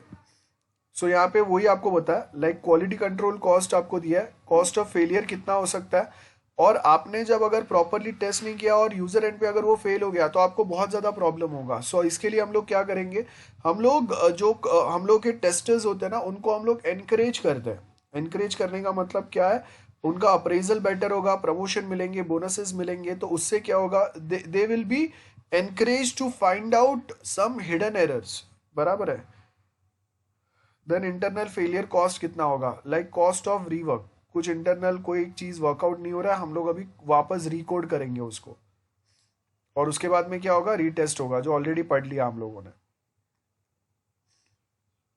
एक्सटर्नल फेलियर मतलब अभी यहाँ पे देखो, ये क्या हो गया, कोडिंग में आपने चेंजेस किए। अब यहाँ पे एक्सटर्नल फेलियर मतलब क्लाइंट एंड पे जाके कोई एक आउटपुट करेक्ट नहीं आ रहा है, मतलब कोडिंग जो है वो रॉन्ग नहीं है, लेकिन जो आउटपुट जनरेट हो रहा है उसमें कहीं ना कहीं लॉजिकल एरर है। तो आपको क्या करना पड़ेगा, पूरा चीज पे रिवर्क करना पड़ेगा। रिवर्क मतलब आपको सबसे पहले तो पूरा एल्गोरिदम देखना पड़ेगा, कहाँ पे लॉजिकली कोई प्रॉब्लम है, ये सब। तो अब देखो, ये ऊपर जो भी हम लोगों ने पढ़ा ना, अगेन उसमें भी क्या रहेगा, डिफेक्ट्स आइडेंटिफाई होंगे। हम लोगों ने जो 5 टाइप के डिफेक्ट पढ़े थे उसमें से कोई तो एक टाइप का डिफेक्ट आइडेंटिफाई होगा, critical, moderate, major, minor, cosmetic वाला। देन वो सेम चीज को मॉडिफाई करके हम लोग रीटेस्ट करेंगे। अब यहाँ पे फॉर्मूला क्या बोला है, cost of quality equal to cost of control plus cost of failure, ये दोनों को कंबाइन करेंगे, जिसमें कॉस्ट ऑफ कंट्रोल क्या है, preventive cost and appraisal cost, and cost of failure क्या है, internal failure and external failure, जो ऊपर टाइप पढ़े हम लोगों ने। तो आप ऊपर का पूरा आंसर अगर याद नहीं भी रखते हो ना, तो भी आपको ये फॉर्मूला रट्टा मारना है, याद रखो, ये याद रखना है बहुत प्रॉपरली। एग्जाम में ये हाईलाइट होना चाहिए या एमसीक्यूज में भी आ सकता है आपके लिए। Okay, next is this one, test policies, methods, structured approach to testing, ये वाले पॉइंट्स हैं। सो यहाँ पे अगर आप देखेंगे आपको क्या क्या पॉइंट्स दिए हुए हैं, बहुत simply. Test policy, high level documents बनाएंगे हम लोग, जहाँ पे हम लोग एक हायरार्की बनाएंगे कि कौन से टेस्ट पहले चालू होंगे और उसमें आप प्रोजेक्ट के कौन से पार्ट्स को सबसे पहले ऐड करेंगे। So setting an appropriate test policy कौन करेगा, सीनियर मैनेजर करेंगे, जिससे एक रोबस्ट फ्रेमवर्क प्रोवाइड होगा which testing practitioners can then operate. This will help to ensure maximization of strategies value inherent in every project. Simple है, अब इसमें मुझे समझाने जैसा कुछ ज़्यादा नहीं है, इससे काफ़ी ज़्यादा हम लोग डिस्कस कर चुके हैं। डेफिनेशन ऑफ टेस्टिंग क्या होगा, ये आपका देखो, ये टेस्ट पॉलिसी डॉक्यूमेंट के अंदर होता है। तो आज definition of testing first video जो देखा उसमें ही हम लोगों ने समझा था। डिस्क्रिप्शन ऑफ टेस्ट प्रोसेस, अब हम लोग जो एक्सेल टेबल बनाते हैं उसमें क्या क्या चीज़ें हम लोग ऐड करते हैं. For example test plans are written. ठीक है, टेस्ट प्लान्स जो एक्सेल फाइल आज हम लोगों ने देखा वो आएगा. टेस्ट इवेल्युएट करना, efforts on a business to finding the faults after it release. Quality levels to be achieved, जहाँ पे हम लोग बोलेंगे no outstanding high severity faults जो रहेंगे वो नहीं रहेंगे. जब प्रोडक्ट आप रिलीज करेंगे उसके पहले ऐसे आपको जो क्रिटिकल, मेजर एंड अगर पॉसिबल रहेगा तो मॉडरेट टाइप के डिफेक्ट सॉल्व करके ही आगे भेजना. एंड यहाँ पे approaches to test process improvement. अभी फर्स्ट टाइम जब अगर आप प्रोजेक्ट बना रहे हैं तो उसके लिए मैं बता रहा हूँ कि ऐसा एक्सेल टेबल और ऐसा कुछ बनेगा आपको टेस्टिंग के लिए.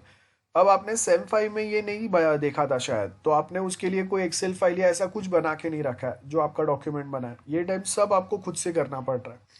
अब 1-2 प्रोजेक्ट अगर आपने बना दिए तो क्या होंगे, देन आपका टेस्ट प्रोसेस जो है वो इम्प्रूव हो जाएगा. मतलब आपको पता है कि हाँ ऐसा एक एक्सेल फाइल तो लगेगा ही, तो आप पहले से बना के रखेंगे, पहले से उस पर वर्कआउट करेंगे. कैटेगरी ऑफ डिफेक्ट्स ऑलरेडी मैंने सिखाया है ये. सो यहाँ पे आपको कैटेगरी ऑफ डिफेक्ट्स दिए, हाई, मीडियम, लो 3 ही दिए. हम लोगों ने 5 पढ़े, आप वो 5 टाइप लिख सकते हैं. Critical, major, moderate and minor. तो ये टॉपिक अभी मैं नहीं पढ़ा रहा हूँ. ये देखो यहाँ पे आपको दिया है. सो ऊपर आपको क्या दिया है, प्रायोरिटी दिया है. सॉरी ये प्रायोरिटी है, high, medium and low. And based on priority हम लोग ये अलग अलग टाइप के जो डिफेक्ट्स है उसको सॉल्व करेंगे. ठीक है. सो डिफेक्ट सीवियरिटी 4 लेवल पे आएंगे, 4 क्लासेस रहेंगे. हम लोगों ने 5 पढ़े, आप 5 लिखो, no problem. Critical, major, moderate and minor. तो अब यहाँ पे बेसिकली ये वाला डायग्राम आपको याद रखना है, एग्जाम में ये डायग्राम बनाना है. सो हम लोग ने जैसे हम लोगों ने समझा था ना आप कौन सा डिफेक्ट या कौन सा प्रॉब्लम सॉल्व करेंगे ये किस पे डिपेंड करता है, severity of the problem and उसका प्रायोरिटी. सीवियरिटी मतलब जो डिफेक्ट आपने आइडेंटिफाई किया है वो क्रिटिकल है, मेजर है, मॉडरेट है, और उसको सॉल्व करने का प्रायोरिटी जो है वो हाई है, लो है, उसके हिसाब से हम लोग क्या करेंगे, सॉल्व करेंगे. लाइक की फीचर फेल्ड. की फीचर फेल्ड मतलब कौन से टाइप का ये सीवियरिटी हो गया, क्रिटिकल टाइप का डिफेक्ट हो गया. तो अगर लॉगिन बटन अगर वर्क नहीं कर रहा है सो ये क्रिटिकल डिफेक्ट हो गया. And at same point of time इसको सॉल्व करने का प्रायोरिटी भी आपका हाई हो गया. अब कहीं पे कोई स्पेलिंग मिस्टेक है, जैसे मैंने आपको बताया था ना, कॉलेज का एग्जाम्पल बताया था, तो वो टाइम पे अगर कॉलेज का नाम में अगर स्पेलिंग मिस्टेक है तो वो नाम को आपका जो डिफेक्ट टाइप है वो कौन सा है, ये माइनर टाइप का डिफेक्ट है. लेकिन वो इंस्टीट्यूशन का नाम पढ़ के जो स्टूडेंट एडमिशन के लिए आए थे वो एडमिशन लिए बिना वापस जा रहे, तो इसको सॉल्व करने का प्रायोरिटी आपका हाईएस्ट होगा, क्योंकि उसकी वजह से मुझे इकोनॉमिक लॉस हो रहा है. देन कॉस्मेटिक इश्यूज हो सकते हैं. कॉस्मेटिक इश्यूज मैंने बोला था ना, उसका जो डिजाइन, लुक एंड फील है वो आएगा. तो सीवियरिटी में हम लोग क्या बोल रहे हैं, cosmetic issue, look and feel type के अगर कुछ इशू है तो उसका प्रायोरिटी जो है, टाइप ऑफ डिफेक्ट जो है वो कौन सा आएगा, कॉस्मेटिक टाइप. मतलब माइनर टाइप का डिफेक्ट है, ज्यादा कोई प्रॉब्लम नहीं है, तो उसको सॉल्व करने का प्रायोरिटी भी लो होगा. एंड सेम वे फोर्थ भी आपको दिया है, calculation fault in yearly report. तो इसका जो अगर आप सीवियरिटी देखेंगे ये हाई है, लेकिन कैलकुलेशन ईयरली बेस पे हो रहा है, तो ऐसा जरूरी नहीं है कि अभी के अभी आप सॉल्व करो. ईयरली रिपोर्ट कैलकुलेट होने के पहले ये डिफेक्ट सॉल्व कर देना. Sir yes sir, if you see this diagram, उसके ऊपर का जो कंटेंट है ना, उसमें सिवियरिटी में लिखा है कि severity would mean the degree of impact. And ये जो सेकंड ब्लॉक है, मतलब फर्स्ट रो का सेकंड कॉलम जो है, लो हाई लो वाला जो कैटेगरी है, उसमें that business features failed but it has a huge impact on the customers business. तो फिर सिवियरिटी लो कैसे हो सकता है, उसका तो सिवियरिटी हाई ही होना चाहिए, बिकॉज उसकी प्रायोरिटी हाई इसलिए है बिकॉज वो इमीडिएटली इफेक्ट कर सकता है एंड इम्पैक्ट ह्यूज हो सकता है, इसलिए सिवियरिटी भी हाई होना चाहिए उसका. तो सीवियरिटी हाई है ना, ये हाई वाले में लिया है, ये देखो ना, सीवियरिटी हाई है लेकिन उसका प्रायोरिटी लो है. नहीं सर, ये वाला नहीं, first row second column. Okay, ये वाला. हाँ, ये वाला, हाँ. इसमें क्योंकि ऊपर सिवियरिटी का लिखा है that severity means the degree of impact, और इसमें लिखा है it has a huge impact on the business. So how can this be low severity, it has to be high severity. मतलब वो आपके सॉफ्टवेयर को अटका नहीं रहा है ना. ऐसा नहीं हो गया कि सॉफ्टवेयर ब्रेकडाउन हो गया, जैसे लॉगिन नहीं हो रहा है मतलब सॉफ्टवेयर ब्रेकडाउन हो गया, यूजर्स काम ही नहीं कर पा रहे.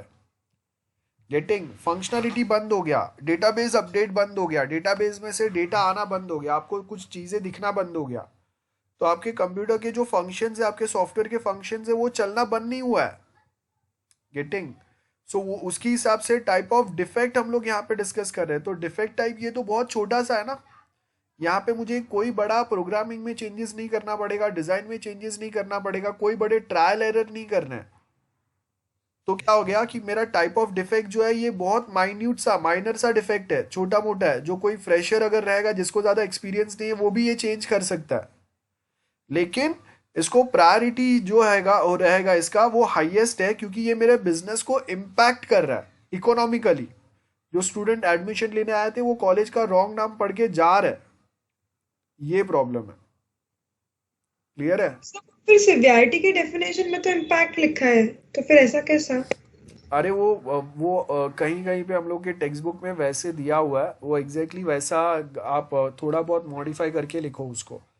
वो बिजनेस इम्पैक्ट जो दिया है ना, वो business impact in terms of economic losses दिया है, इन टर्म्स सॉफ्टवेयर फेलियर नहीं दिया है। इकोनॉमिक इम्पैक्ट हो गया ना वो, कि अगर मेरा बिजनेस आ रहा था वो बिजनेस अभी मेरे राइवल के पास चले गया, क्यों? बिकॉज मेरा कंपनी का नाम रॉन्ग था या स्पेलिंग मिस्टेक था, ऐसा। ओके एंड सर थर्ड वाला भी एक बार समझा दो ना फिर से सर। ये वाला? हाँ सर, इसमें सिवियरिटी हाई कैसे है फिर? सिवियरिटी हाई इसके लिए क्योंकि अभी ईयरली बेस पे हम लोग कैलकुलेट कर रहे हैं ईयरली रिपोर्ट की। एक साल में जैसे अभी कॉलेज है तो कॉलेज का हम लोग फाइंड करेंगे कि ये जो हम लोग का फाइनेंशियल ईयर खत्म होगा, फाइनेंशियल ईयर कभी खत्म होगा? अप्रैल में खत्म होता है, ठीक है? तो सपोज कि हम लोगों ने बोला कि ये फाइनेंशियल ईयर में हम लोग के पास टोटल कितने नए स्टूडेंट्स आए और कितने हम लोगों ने प्रोफेसर्स अपॉइंट किए, कितना हम लोगों का जो अभी MS टीम जैसे कोई सॉफ्टवेयर हम लोगों ने यूज किए उसके ऊपर हम लोगों का कितना इन्वेस्ट हुआ, और कॉलेज स्पेशली रन नहीं कर रहे तो वहां से हम लोगों का कितना प्रॉफिट हुआ। मतलब हम लोगों ने AC नहीं चलाया है, बाकी के इक्विपमेंट्स नहीं चले हैं, तो हम लोगों का कॉलेज इंफ्रास्ट्रक्चर रन करने का जो कॉस्ट था वो बच गया। और वो कॉस्ट आपका कहाँ पे गया? ये पूरा कैलकुलेटेड रिपोर्ट हम लोग निकालेंगे, इसको ईयरली रिपोर्ट बोलते हैं। कॉलेज में कितना प्रॉफिट लॉस हुआ है और लास्ट ईयर के कंपैरिजन में हम लोग कितना प्रोग्रेस हुआ है ये पता चलेगा। तो अब यहाँ पे हम लोग क्या बता रहे हैं कि इसमें कैलकुलेशंस में मिस्टेक आ रहे, मतलब जो एक्चुअल मेरा प्रॉफिट या लॉस दिखना चाहिए वो एग्जैक्ट मुझे कैलकुलेट करके नहीं बता रहा है, बिकॉज कहीं ना कहीं हम लोगों ने इसके लिए जो एल्गोरिदम बनाया उसमें मिस्टेक है। तो अब ये जो फॉल्ट है, ये फॉल्ट या उसका सीवियरिटी लेवल जो है ये एक मेजर टाइप का डिफेक्ट हो गया। गेटिंग? मेजर डिफेक्ट हो गया ये, लेकिन ईयरली बेस पे, मतलब साल में एक ही बार हम लोग ये रिपोर्ट कैलकुलेट करने वाले हैं। तो अगर मैं बोल रहा हूँ कि मुझे मई जून जुलाई में अगर पता चला है तो इसका प्रायोरिटी लोएस्ट रहेगा। क्यों? बिकॉज मेरे पास ईयर के एंड में मार्च महीने में ही ये रिपोर्ट वापस जनरेट होने वाला है, उसके पहले नहीं। हर साल मार्च में ही सिर्फ ये फंक्शन यूज हो रहा है, तो अभी मेरे पास इसका प्रायोरिटी लो है। मतलब बाकी जो काम के डिफेक्ट्स कुछ है जिसकी वजह से अभी प्रोजेक्ट में प्रॉब्लम आ रहा है उसको सॉल्व करो। ओके तो ये वाले प्रॉब्लम को सॉल्व करने के लिए आपका फरवरी तक आपके पास टाइम है। अच्छा okay, getting? Yes sir, got it. Okay,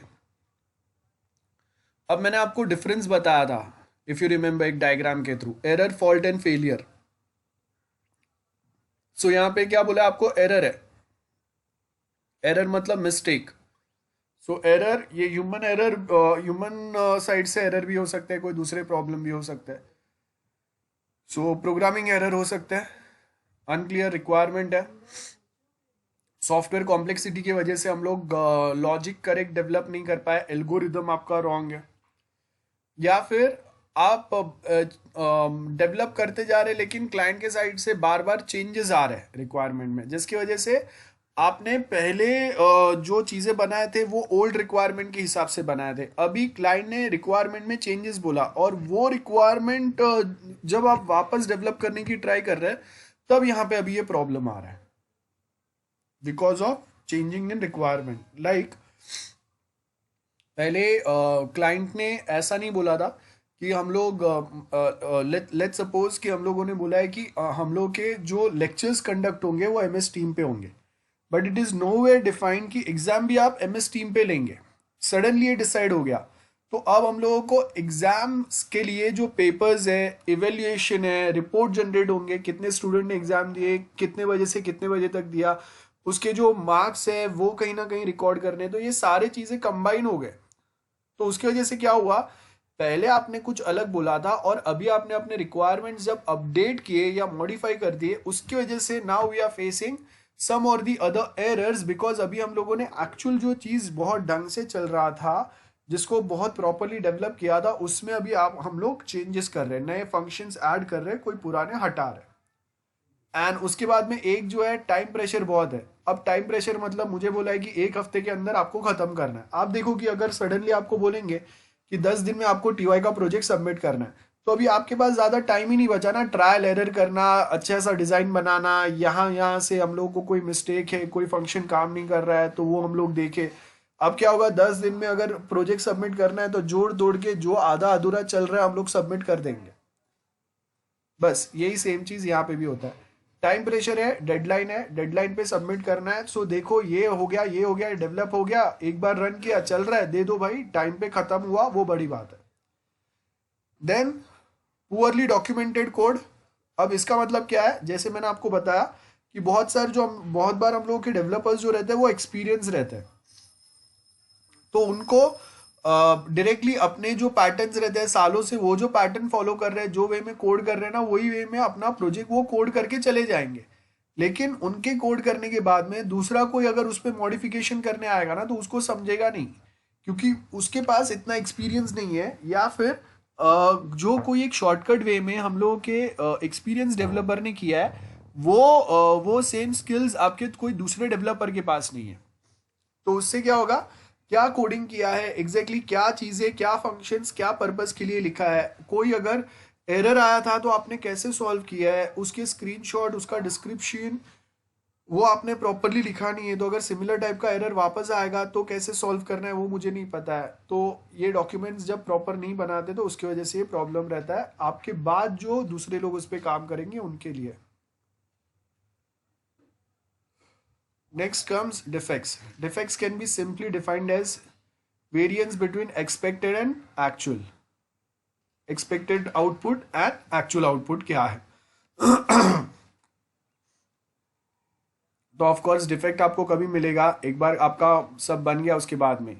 so wrong when requirements are implemented not in a right way, तो वो टाइम पे क्या होगा, क्लासिफिकेशन ऑफ डिफेक्ट। क्या बोला है यहाँ पे, defects can be simply defined as variance between actual output and expected one. So यहाँ पे क्या होगा, एक wrong type का classification of defect, first कौन सा, wrong defect, मतलब उसमें हम लोग क्या बोल रहे हैं कि आपने requirement जो थे उससे कुछ अलग वे में या कुछ अलग बना दिया, जो functions ऐड किए, या कुछ missing है, या कुछ बोला नहीं था फिर भी आपने एक्स्ट्रा ऐड कर दिया, that's it. So ये वाले पॉइंट्स काफ़ी सिंपल है, आप एक बार में ही पढ़ के सिर्फ ये टेबल भी अगर आप याद रखेंगे तो भी आपका काम हो गया, पूरा पढ़ने की भी ज़रूरत नहीं है, ऐसा एक बार ही पढ़ लो याद रह जाएगा। Developing test strategies, so again कैसे करेंगे वो यहाँ पे पॉइंट्स दिए हैं आपको।